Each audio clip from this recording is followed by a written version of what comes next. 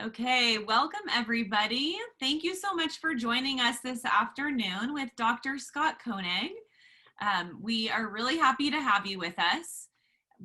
We're really happy to have Dr. Koenig and all of you, I should clarify. So this is going to be a conversation about special education support during this very crazy time that we're all experiencing with COVID and school and distance learning and hybrid learning and everything that's come along with it. So I just want to, before we get started here, just do a little bit of housekeeping. So first thing is I'm going to be admitting everybody into our Zoom room here and asking you to please keep yourself on mute, and you should have your cameras off. We are recording. I'm gonna mute right now. So there we go. So yes, please make sure you're on mute, cameras off. We are recording this presentation so that we can share it out to anybody who's not able to make it tonight, and also for all of you guys, because I know sometimes you may have an interruption or you may want to just come back and watch a part of it again, because I know Dr. Koenig has a lot of really, really valuable information to share this evening. So without further ado, I will go ahead and get us started here and let you know too that we do have a chat feature. So if you want to open your chat window, if you have any questions that you would like to share with us during this presentation, we will get to those at the end. This is going to be a Q&A format because a lot of you, I want to say just about everybody, shared a question before with your registration. So we have a wonderful set of questions that we're going to be going with tonight. And so, so Dr. Koenig, thank you so much for joining us. I'll give you guys my pleasure. Thank you.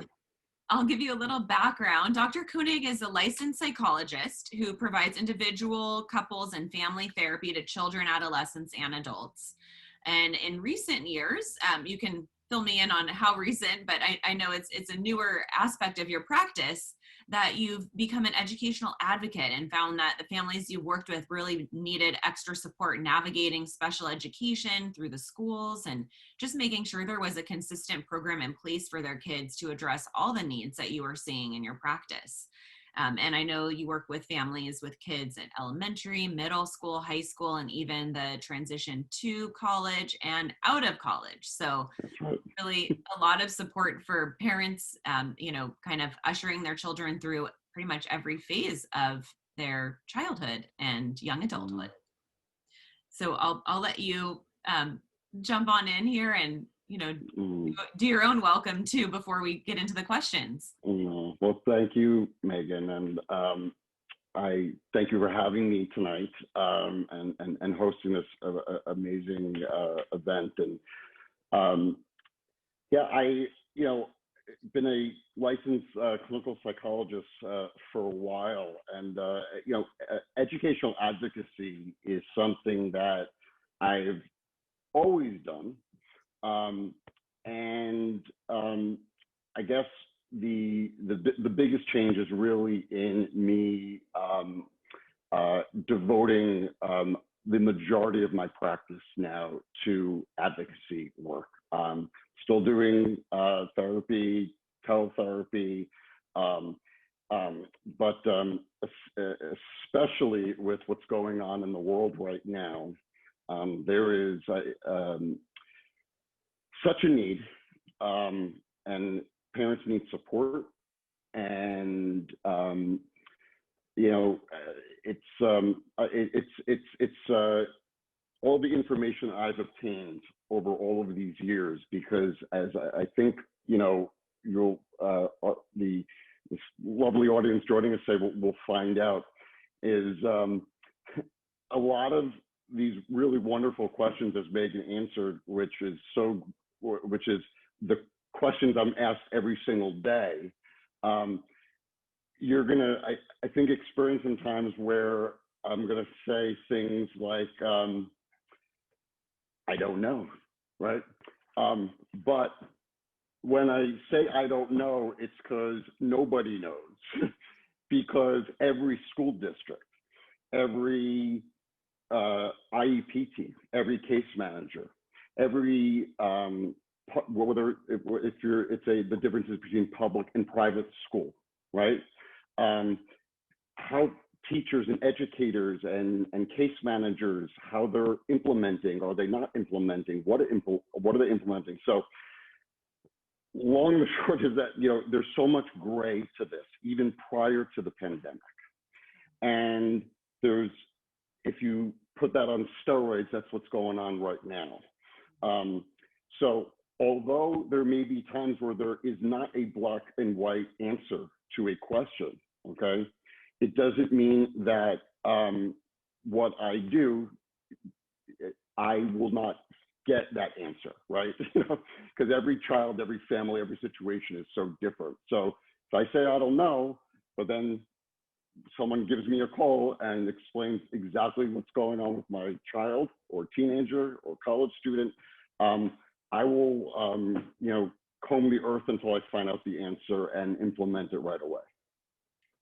And I appreciate that, and I've always respected that in your work, and knowing that you're such a caregiver to the families you work with in that way of really being relentless and really pursuing, tracking down whatever it is that you need to track down to find the answers. And like you said, I think that's a really good point, that none of this system worked perfectly before COVID. And so now it is just, honestly, like a complete mess, right? And like you said, where there's variation, we've seen the same thing, across the board, just school to school and within the same school, depending on what teacher you have, just everything can be so different.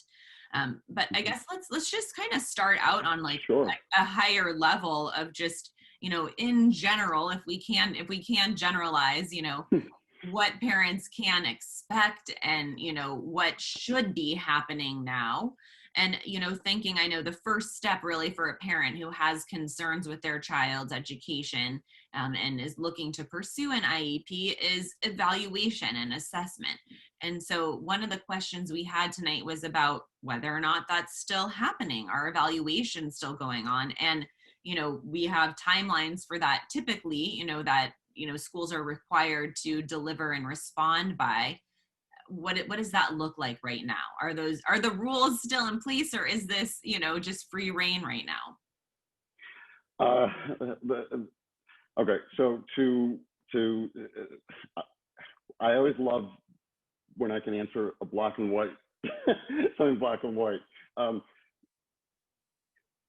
About assessments by a school, okay, have not been canceled, okay. If anything, depending on the school and the school district, they may have their own procedures and policies in place in terms of sometimes a hard, fast rule. Usually with things with IEPs, you can look at it as like, there's like certain benchmarks. So certain things they have, a school is mandated to get back to a parent within 15 days, 30 days, or 60 days. That's what I find, right? In terms of, again, in general, in terms of consistencies, so nothing like IEPs are still going on. 504 plans are being, if they're not being implemented, they should be implemented. Evaluations, if they are not happening, they should be happening. And so, it's again, we'll talk about it later. And again, I want to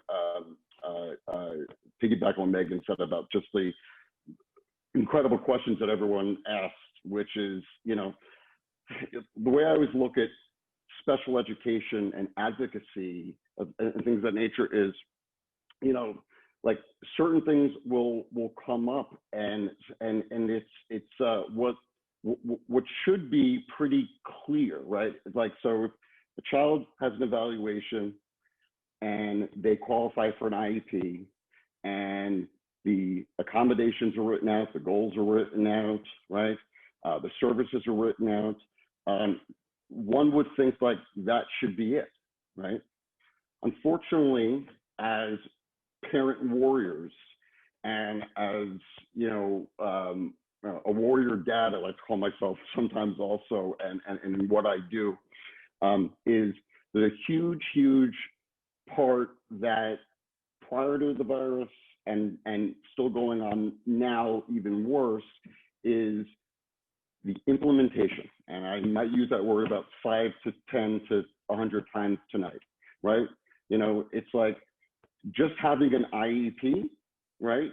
Again, in a perfect world, it's like, okay, so like we're good now from like that. We've, as parents, like we've done our job. Now, just getting to that stage of the IEP, there's a lot of steps along the road. So it's you have done a wonderful job if your kid is at that stage where they have accommodations.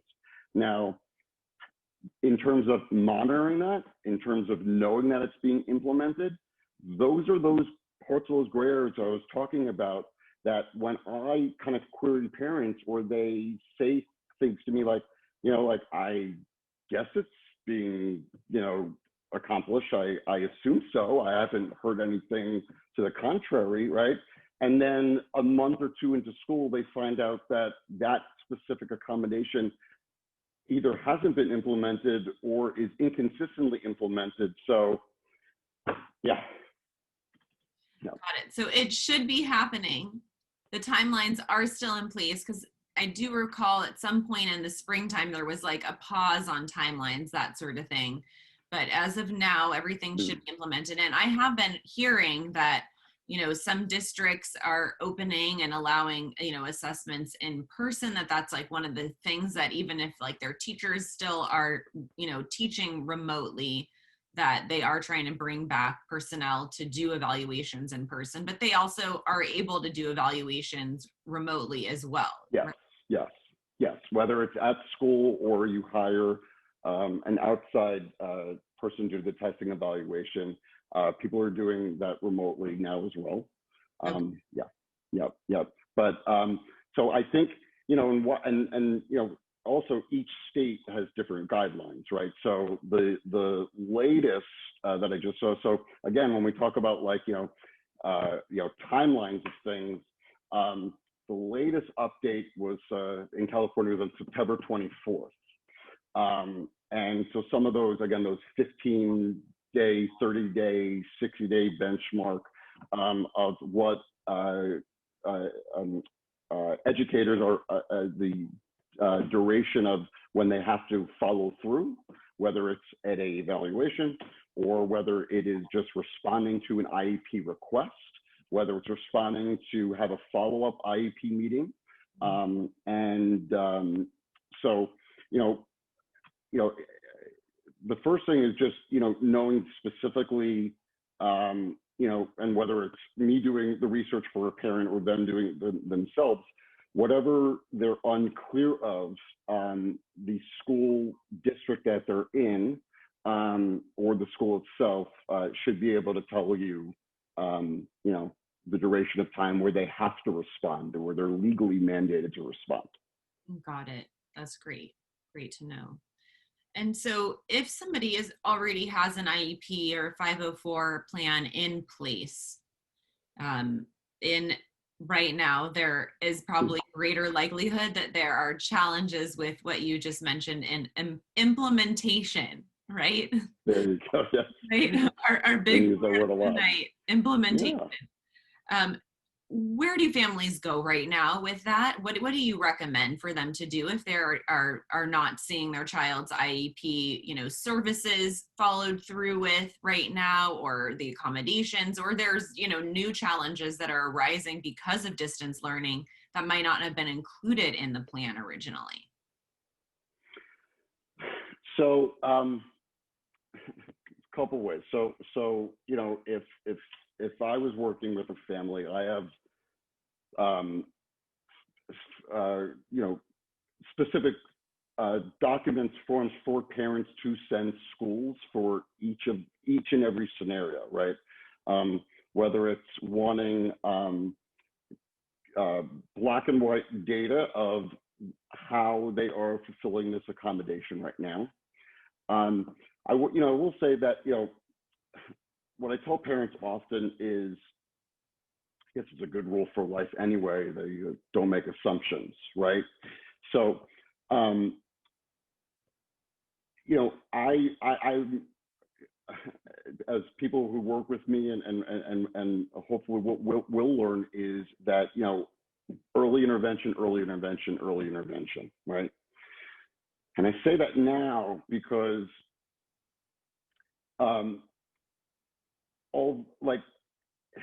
if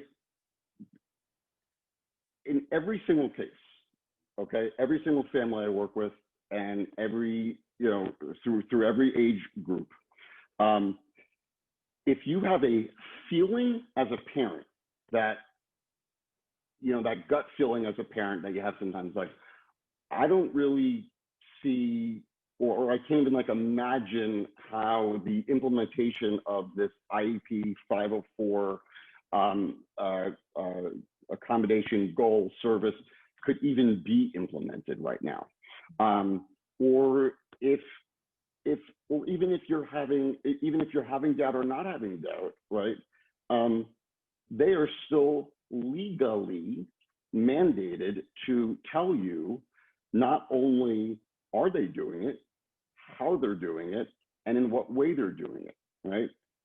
Okay, so whether, and we're going to talk about also, you know, about, you know, what as parents you can do to advocate, right? And that's like an example. So, you know, whether your son or daughter has one primary teacher right now, or, you know, they're in junior high school and they have, you know, maybe 7 or 8 teachers. If your child has a current IEP or a 504 plan, okay, every single educator that is working with your son or daughter, okay, should be able to tell you as a parent what exactly their accommodations are and how they are implementing them when, like, if appropriate. And I only say if appropriate because obviously people have different, you know, math goals, right? So someone's certain subjects may lend itself for different accommodations. But in regards to either, you know, the way IEPs are written, which we can talk about the beyond grayness of how these things are written, which is also very confusing, also for teachers, right? You know, and a big part of what I do is I find myself having so much empathy for teachers because a lot of times, you know, it's the teachers, not, you know, not the case coordinators and the case managers and the IEP supervisors. It's the teachers getting these reports, and they're written in such an ambiguous gray area that, you know, sometimes I again, full empathy of like, but it's basically the way that things are written. It's so subjective, and could mean one thing to this person. So one of the things, and we can talk about this when you feel appropriate, Megan, is just in terms of either an existing IEP or a pending or a future one that's written, or any accommodation plan. That's one thing that a service that I provide is actually going to either, if it's your first IEP or 504 meeting, right, or your 100th, okay, is, I call it eliminating the gray out of all these things. So when I'm reading all of these evaluations, and I've read a billion of them throughout my career, 9 times out of 10, I will see wording that could be interpreted in so many different ways. And a lot of times it is because of how things are worded that children and teenagers and college students are not getting the services that they are entitled to. And I've seen that a million times too. We've talked about that. You know, clarifying what is this goal? What does this mean? Or how would anybody, you know, when you get back to implementation, how do you implement something if you don't even understand what it's saying in the first place? So definitely understand that. So, you know, right now, so if parents, you know, have an IEP, they have a 504, and they're, you know, seeing their child struggle, and maybe it is being implemented, but, you know, times have changed. Learning over the computer is a different thing than learning in the classroom. What can they do if they need to make a change to that plan then now? So the first step is that whether it's like kind of a document that, you know, that I have, you know, kind of in some ways templated, that can only elicit a black and white direct answer from a provider is, again, the first, I call it like the discovery phase right now, right? So like, again, the first step is looking at your son or daughter's existing document, okay? And whether through email, whether through a phone conversation, or whether through, a kind of a standardized form that I've created for all these scenarios, is just, again, it's like that evaluation period. Then, and that's really the best way, right? So, one thing that I've been telling, because I've been getting asked this a lot, is in terms of the implementation phase, well, if it says on my son or daughter's IEP that we're supposed to get, push-in services in the class, or just pull-out services in class thing, are they still mandated to do it, right? Okay. Well, again, very gray. Obviously, if things are written in such a way, right? I mean, we have to be, I always tell parents, we have to be smart about how we approach this, because my end goal is always to get your son or daughter what they deserve, and not only what's going to set them up for future success. So right now I've been calling it like the plan B, okay? And this is legal. All these things, this is what sometimes, when I'm talking with educators, sometimes there's any pushback, what I try to remind them is that, these are left up for interpretation. This isn't like, if you have an IEP goal, it's like, well, it will be, some days we'll do it, some days we won't implement it. Educators are mandated to, if they can't do blank, the school, the IEP team, or that specific teacher needs to, in writing, okay, and we can talk about this also, which I'm sure and I know is not being done, but throughout California, one thing is that if there is any change or modification to an IEP that is happening, they are obligated, okay, to have sent you something in writing of how that has changed, right? So again, to put this a big question very, very concisely is, every single service, accommodation, or goal still needs to be followed if it is unreasonable based on the fact that, someone is doing distance learning and someone is at school, and right, they have to come up with that plan B, right? So that is, so for especially when parents are given an option right now of distance learning versus in person, right? What I find that is, really helping me to help parents reduce their anxiety is that, like, they don't have to just make that choice because of fear that accommodations won't get met. So in general, they should be doing what it says in the IEP, and if they needed to make a change as a school, the people in the school, whether it's the teacher or the resource teacher, whoever's providing the support, they should have provided written notice to the parents to let them know how that changes. Got it. And on the flip side, if a parent is seeing, say, IEP and accommodations are being met as written, but there are still, extenuating circumstances, lending towards new needs or new challenges that are in the way, then that's also on the parents to submit a written request to the IEP team to ask for a review of the IEP. And even though that is a legal document and it's signed and dated and whatnot, and you have a, review date scheduled for 3 months from now, you can still request a meeting. Was it within 15 days, or that how does that work? If they're saying we need something to change, what is in the IEP doesn't work with the new circumstances, is that the best route to go? I know you mentioned different templates and things you have, but is it kind of like a general thing? Parents should send an email, drop a letter at the school. Like what's the technical way to go about that?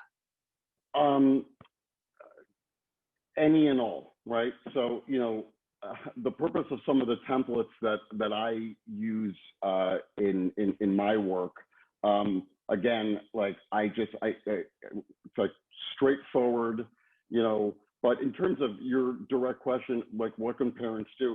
Like, your parental rights and the educational rights of your son or daughter is you can request an IEP meeting anytime.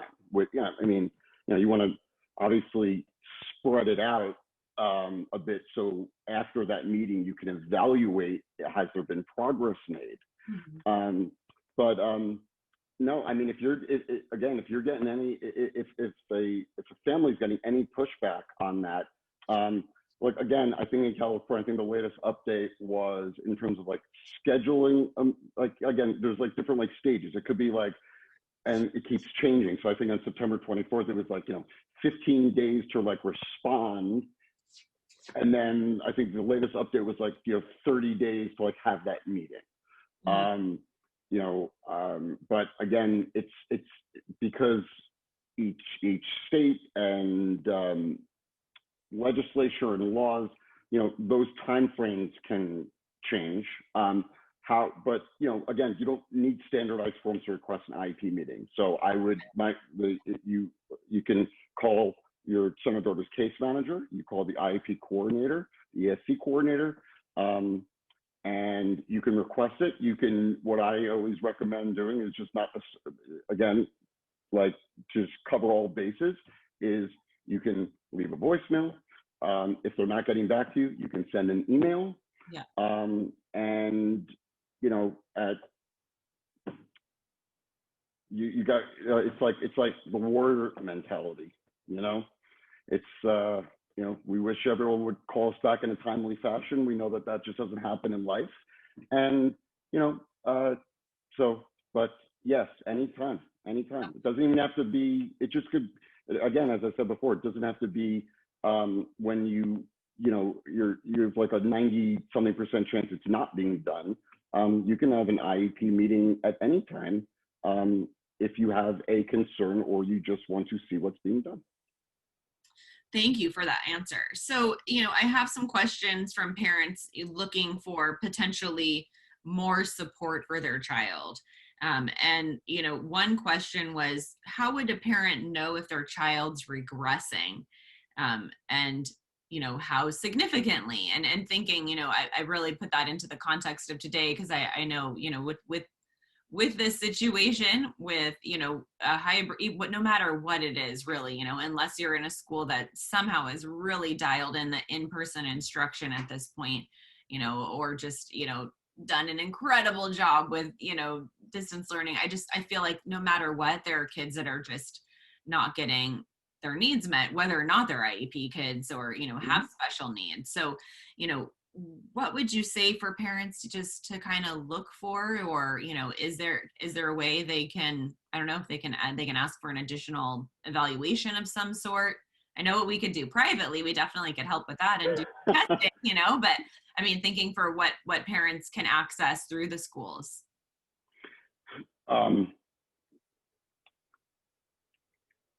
So, a parent can ask for anything, right? Okay. Often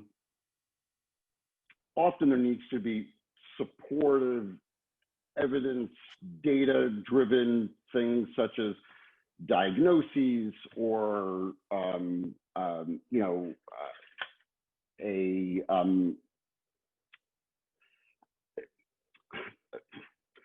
every time I pause, it's because the gray area.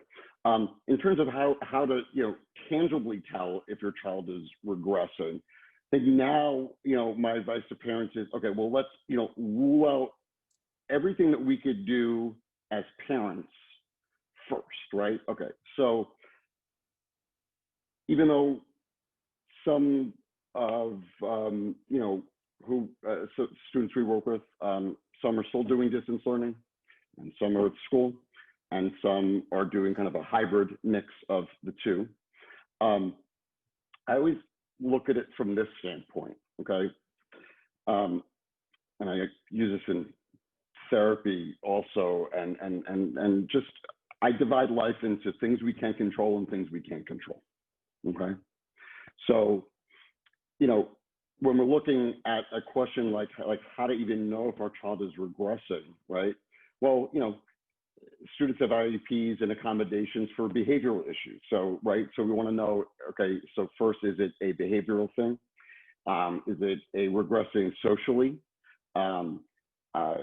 Is it a cognitive regression? Are they doing worse academically right now and not moving up as quickly, okay? So we got a first look on the home front, okay? And as one parent to another and to everyone watching that has children or grandchildren, is, you know, for, you know, a good 7-8 months there, our children were home 24/7. It was awesome, let me tell you. But, you know, that is a factor. Everything is a factor. So, you know, A is what's changing at home, right? So, you know, then I kind of look sometimes at, like, you know, behavior modification, right? So because kids are home so much more now than they've ever been before, right? So what's interfering there? Are they on screens longer, right? Are they becoming, you know, a bit lazier because things are so gray? Our level of involvement as parents, especially working parents, right? I know, you know, so many, you know, working parents who, you know, based on their son or daughter's needs are now staying at home, right? And sometimes, as we know, that there could be power struggles going on where you never faced that with your child before because they were in school, right? So if they were being oppositional, a teacher was addressing it, right? So home front stuff we've got to look at first, okay? The next thing is what we've already talked about is how do we know if they're regressing? Well, first we need to know what they are, what the school's mandated to be doing, okay? And especially with IEPs, okay? And this is where they get into the gray area, but, you know, for younger children, when I find out, you know, I feel, and I don't want to say easier, because there's nothing easier for, you know, necessarily for the ratio to be one teacher for, you know, 30 students, right?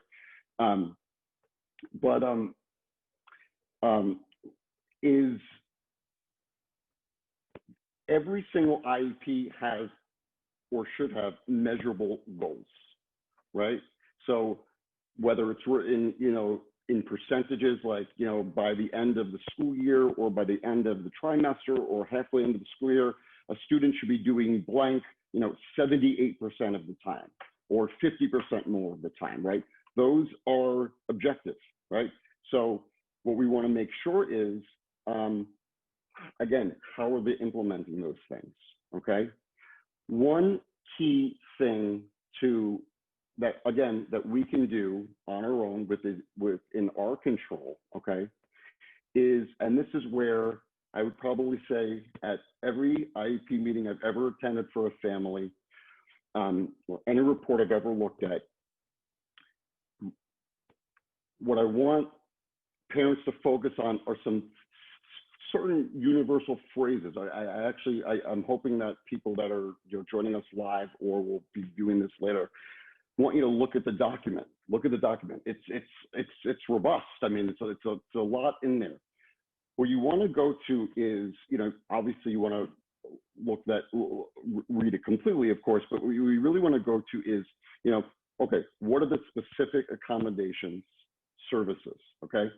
And it should say things like, you know, if it's a service, like 1 or 2 times per week, right? If it's something like if speech therapy or occupational therapy, or more academic support, if they're at school right now, and they have accommodations of that they are allowed extended time on tests or reduced homework, or if it's a child with, for example, with ADHD, that they are allowed, you know, breaks,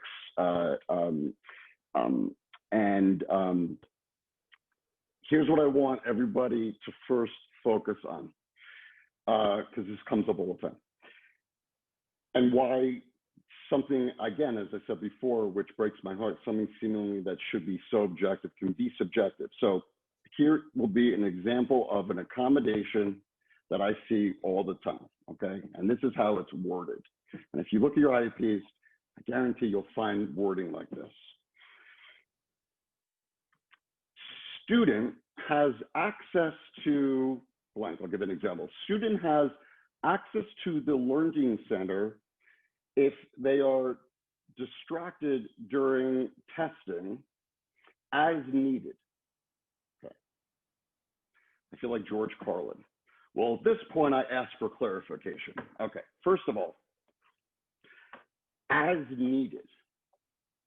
What does that mean?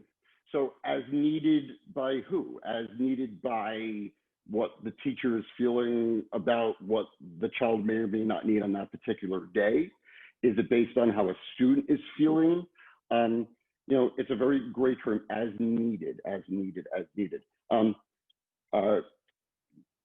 Student blank, whenever it starts like student can or student has the option to, right? Okay. Now, in my experience in working with children and adolescents for a really long time, there's a very, very small, I'm not saying it doesn't happen, but a very small percentage of any time I've asked a child or teenager what are their IEP goals and accommodations, in the, I would say 95 to 100% of the time, they don't know. Yeah. Okay. Right. So Okay. much to ask for a student to know that and then be in charge of advocating for themselves. So, Megan, you hit on the next part. So even so, okay. So A is the way that's phrased is that's making an assumption that your child knows what their accommodations are. Okay. mm-hmm. The other is making an assumption that, and I'm hearing this a lot more, right? You know, like, well, our school philosophy is, you know, we really want them to advocate for themselves, okay? Right? Okay. And it's like, so my response is like, yeah, that'd be great, right? But, you know, I don't particularly know a lot of K through 12-year-olds, 12th grade, K through 12, who, you know, would be an exception to the norm of saying, you know, Mrs. Jones, I'm sorry for bothering you, but on page 6 of my IEP, it states that I have access to an extended time on this test here right now.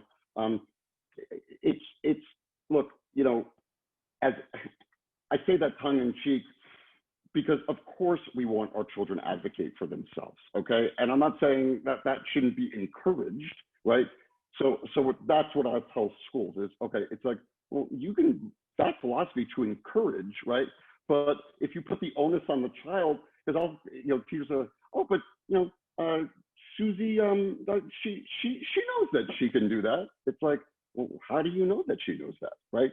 So, long-winded answer, but really, really important, because that's another thing that we have control over, is really looking at these documents, right? Okay, so what I would do if I'm, you know, in that situation when I'm advocating is, okay, let's get rid of these, you know, gray area words, okay? And think about just that verbal prompt of extended time or has access to the learning center, okay? So how I rewrite that into someone's IEP is, Teacher will give student a verbal prompt before each test given in class, reminding them that they have access to the learning center. Yeah. It's genius. It's so beautiful. And you think like that in contrast to what you started with, like, what? Like, why isn't everybody's IEP written like that? I mean, it's because it puts the onus on the teacher to remind and implement, and that's tough to do in a classroom setting. It is. You know, It and is I It is. get your sense of empathy for the teachers because it's a lot, you know, for them to do. But at the same point, you know, especially for these kids now when they're not in a classroom with a teacher, it's even more challenging. And so it sounds like the short story here would be it really behooves a parent to read through that IEP, look for the criteria that the school should be implementing, you know, just go through with a pen and check off what's happening and put a circle next to what's not or a question mark next to it. And then, you know, make notes of what is happening right now that isn't even in the IEP, but due to new circumstances should be, you know, or needs to be implemented, you know, whether it's on the IEP or not, you know, just while we're in this different setting of learning due to COVID. So we have just a few minutes left here, and I have some kind of specific questions that I feel like would be good ones for everyone because there's a little bit of something for everybody in here. So maybe we can do kind of rapid fire here on the last few questions. Do it. Fast money round. One that I thought was an interesting one, and I think I know the answer, but I'm not exactly sure, was, you know, if a child's school opens and there are, say, plans for reopening slowly, whatever that means, and I know there's been a lot of talk about reopening with priority for students who have special needs. Does the child have to go back? Is there any requirement? So the current legislation in place right now is that for this school year, this academic school year, right now, a student does not have to go back this school year. Awesome. Good to know. That's what I suspected, because I know there's so many different reads right now on the health situation, and depending on what your child's, you know, health situation may be personally, that can also change how you feel relative to the general, you know, public health crisis that we're facing. So here's a situation somebody shared. Currently in a hybrid model, 2 days in school, 3 days distance learning from home. An IEP is written for 5 days of direct core replacement with pullouts from the gen ed to special ed for support. It says, what options would be appropriate for this IEP as an amendment? So I guess, what do you do in a hybrid model where a child's supposed to be getting some sort of special ed support 5 days a week, but they're not actually in class now 5 days a week or in school 5 days a week? They're doing this asynchronous distance learning program for 3 of those days. Yeah, and we mentioned that the hybrid model, it could lead to even more confusion.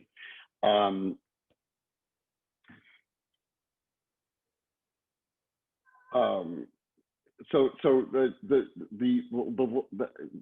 Megan, just the last part of the question was for that parent. I just want to make sure. So basically, the child is supposed to be getting support 5 days a week. Okay. Pull out support.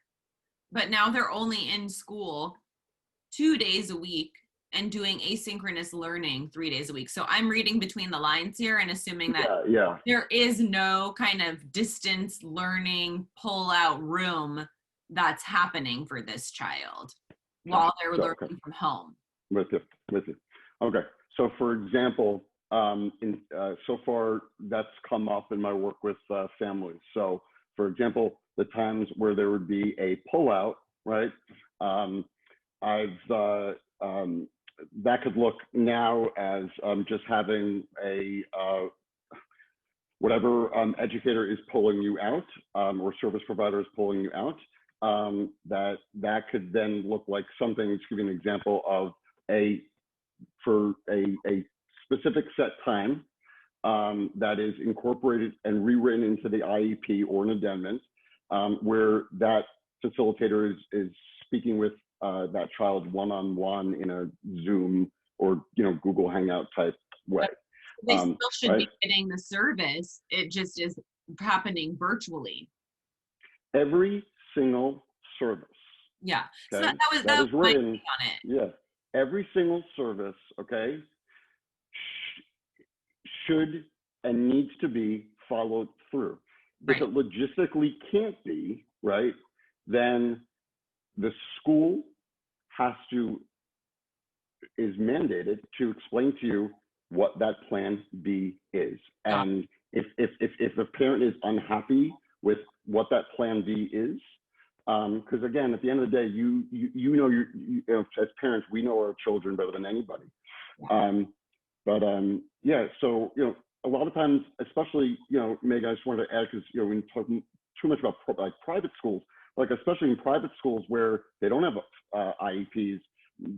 Once in a blue moon, they'll incorporate a 504.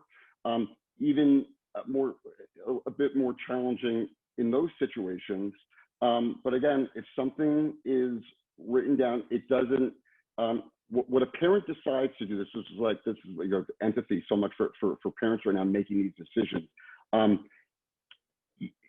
Do not base your decision on whether to send your son or daughter back to school solely because you have in your thought process is, well, if they don't go back to school, then they're literally not going to be getting this service. They literally will be getting that service. It just may look differently. And if they don't know the best solution, then your audience, give me a call and I'll work with the school to brainstorm and tell them what I think is the best plan B. Yeah, so that was kind of my thought, is that if this child isn't actually getting that Zoom, time with the, resource teacher, ed specialist that they're supposed to be working with on the days that they're doing asynchronous learning, that the school is out of compliance. The school is completely out of compliance. Yeah. Now, what I will say, like, for example, academically, right, even if the school is making modifications, they are, you're advocating, I'm helping a family advocate. There's still very, very often where, no matter in a perfect world scenario, right, where a child or teenager will still, in my professional opinion, need extra help. And that is why I'm so happy that your organization exists, La Jolla Learning Works. And especially during this time, it's like one variable, of like things we can control and things we can't control, right? So again, even, a school on its best day, right, with IEPs, accommodations, follow-throughs, some really wonderful outside services out there, like La Jolla Learning Works, who I just think the world of what you and your team does for families. So there's always, and I'd be saying this pre-pandemic also. At the end of the day, again, we want to dot the I's, cross the T's, that as parents that we've advocated for whatever educational environment, whatever school our child's at, we've done all we can do. But if they're still struggling in certain areas, those are always options. And San Diego has just amazing outside resources for anything that you could think of under the sun. So, I appreciate so welcome. That. Yeah. You're so welcome. I mean, and we appreciate your help to make sure that our families are getting the help that, their kids need while they're in the schools too. And I guess that's a kind of a good segue, because I do have another question about families. And, we work with students making the transition to private school, or from private school to private school, helping with the, entrance exams and just the whole process for admissions. And this can sometimes get a little confusing for parents, a little daunting for them when they have a child who has special needs. And so one question we had was, what do educational rights look like in a public versus the private school setting? And then, what would you recommend as far as, steps a family should take if they're moving from public to private? So I think at last count, I think there was about 20 concrete differences for the purpose of, time And again, any parent can Google this information. Just literally type in like what are the difference of educational rights of private public school.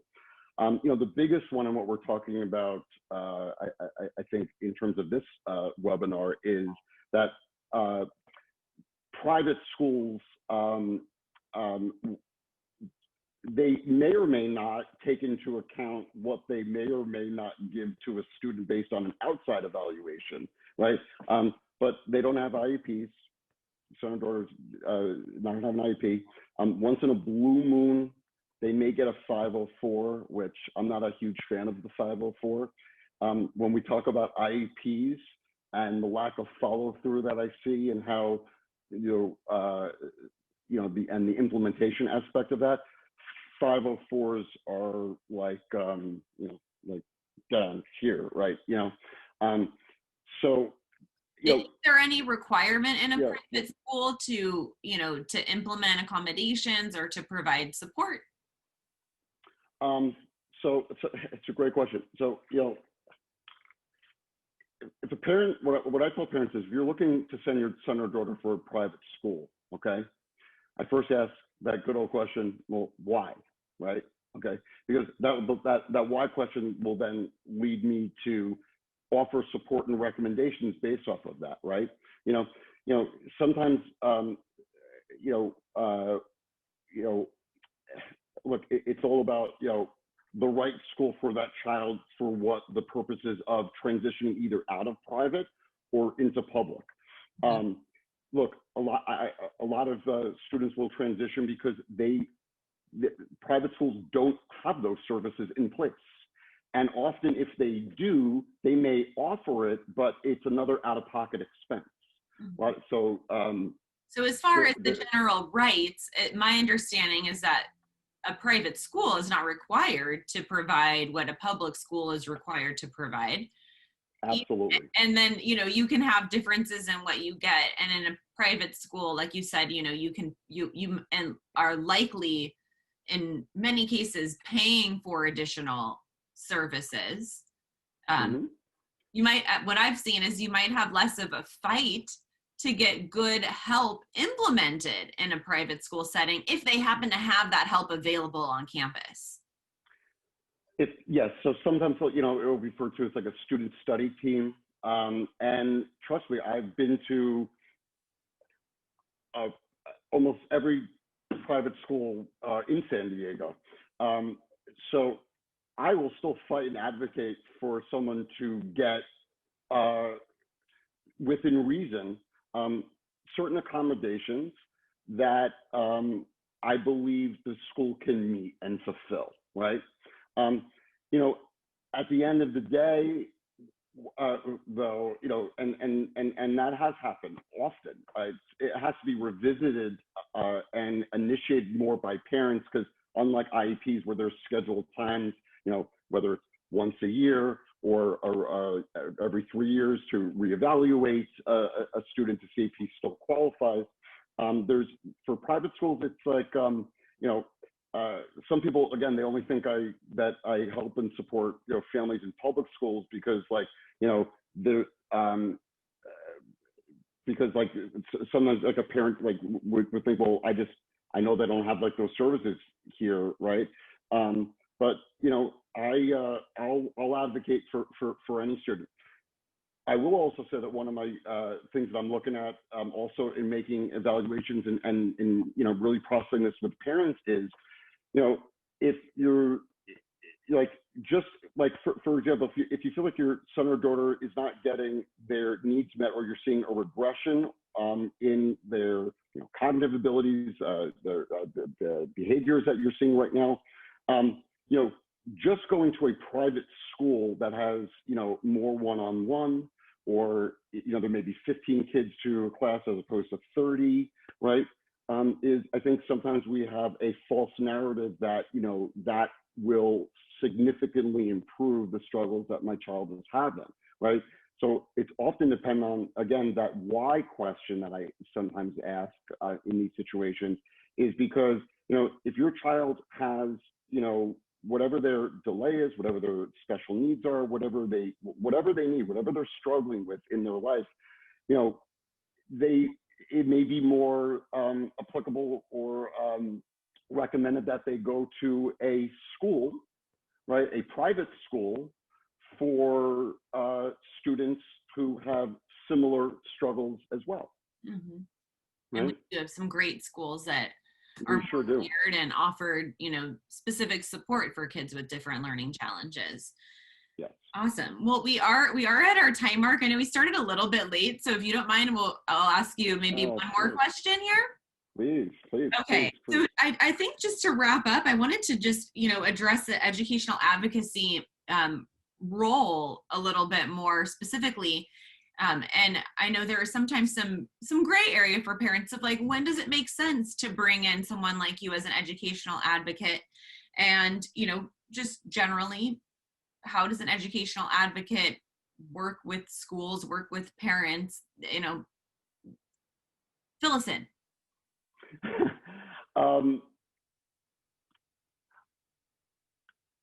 I often look at it's a, you know, what you know, there's I think what I can provide and what I do provide in my private practice may be different than another educational advocate, or sometimes referred to as consultant. So, you know, certain things you want to look for if looking to hire someone.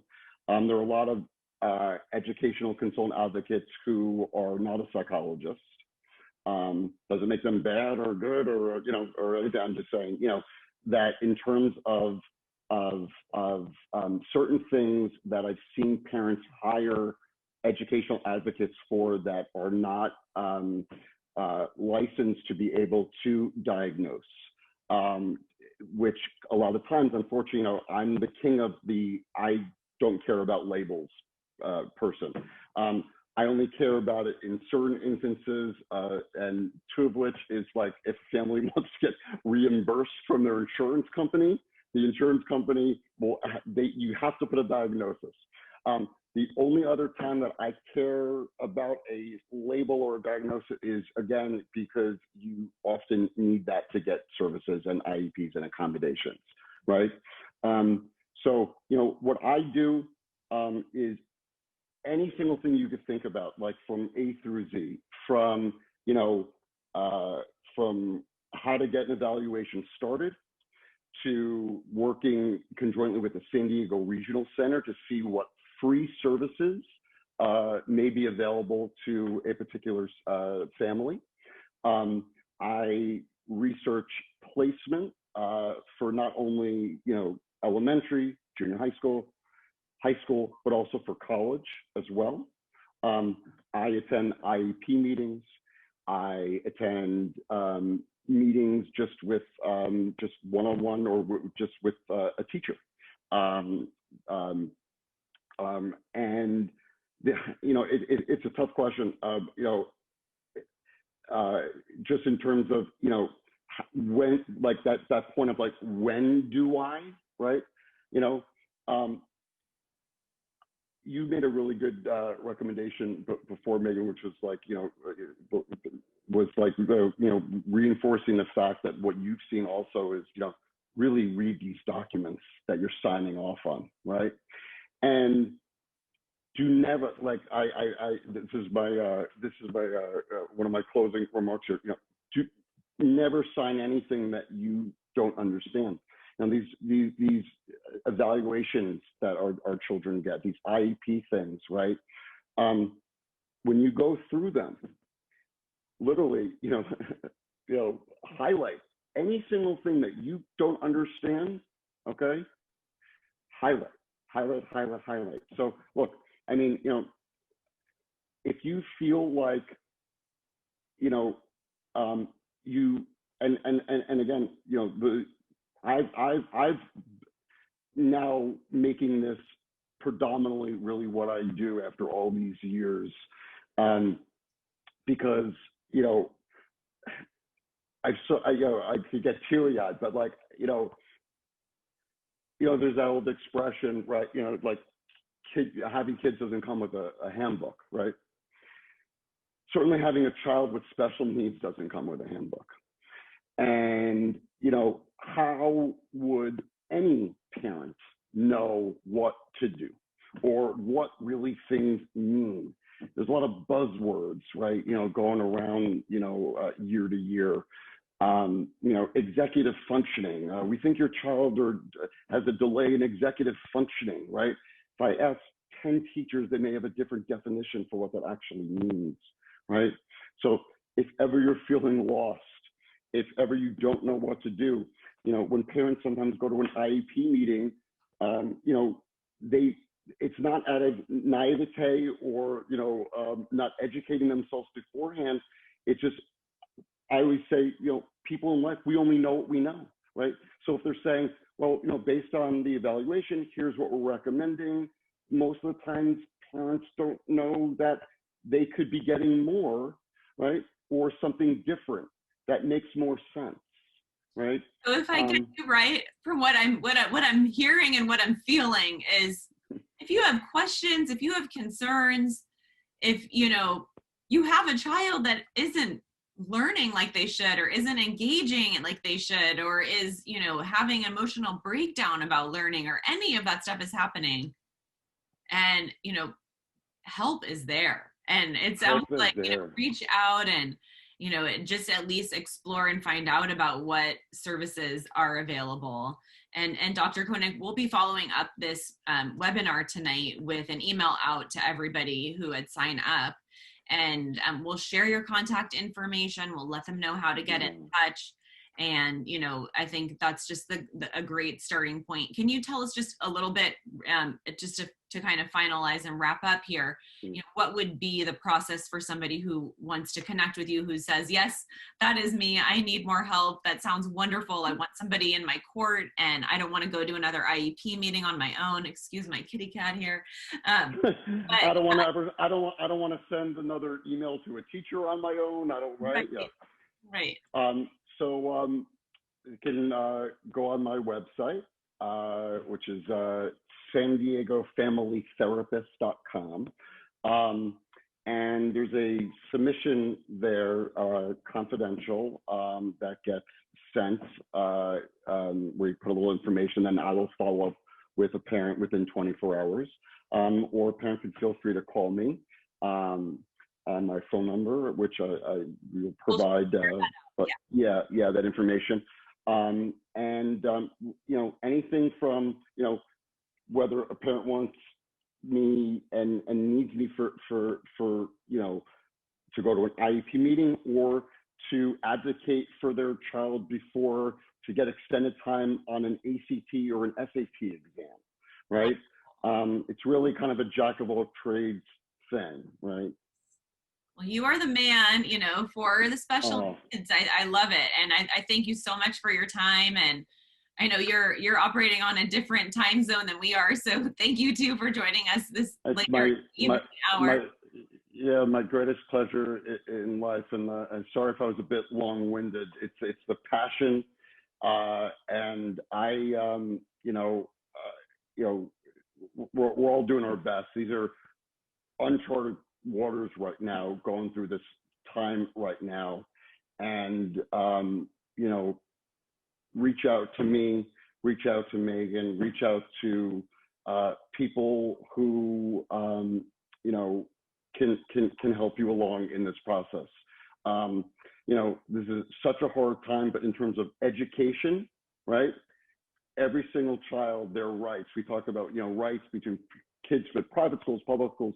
Your children have rights, and as parents, you are their biggest advocates. So I have to start with you. People that even contact me, I know that they are a warrior parent, because that's what warrior parents do, right? So I really appreciate you and all the work that you know, that you continue to do. You know, I really thank you for hosting this event. I think it's, you know, really a, you know, it's a tough time right now, and I hope people took away some things that they can start doing now. yeah, not feeling so I'm lost. sure there was a lot of good information here, a lot of good direction, and I think it's helpful for parents just to hear that they're not alone. And this is, you know, something that there's a whole community and a whole lot of resources for help. And so thank you so much. I really appreciate you You're taking welcome the so time for us much. tonight. You're And welcome. You're welcome. It was a pleasure. I just appreciate everyone in the audience too. Thank you all for Oh, thank you so much. Yeah, thank you for amazing questions and being a part of this. And thank you again, Megan, for having me. my pleasure. Have a good night, everyone. You too.